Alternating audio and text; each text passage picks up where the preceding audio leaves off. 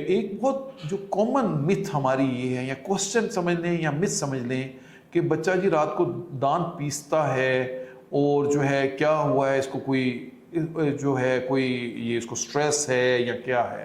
Basically दांत पीसना जो है ना, ये इसका किसी चीज़ मतलब कुछ लोग मतलब मिथ थी कीड़े पेट में पड़ गए उसकी वजह से है। कोई कहता है कि जी स्ट्रेस बहुत ज़्यादा है मेरा बच्चा, इस वजह से ऐसे है। ऐसी कोई बात नहीं है। बच्चा जो है नींद की मुख्तलिफ फेजेस में होता है। जब वो किसी एक फेज़ में होता है तो उस टाइम पे वो दांतों को पीसता है।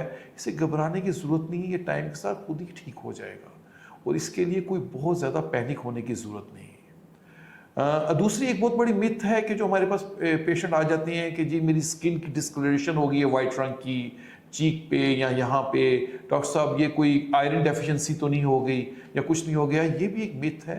बेसिकली बच्चों की थोड़ी बहुत जब ग्रो कर रही होती है स्किन, तो डिस्कलरेशन ऑफ स्किन होती है।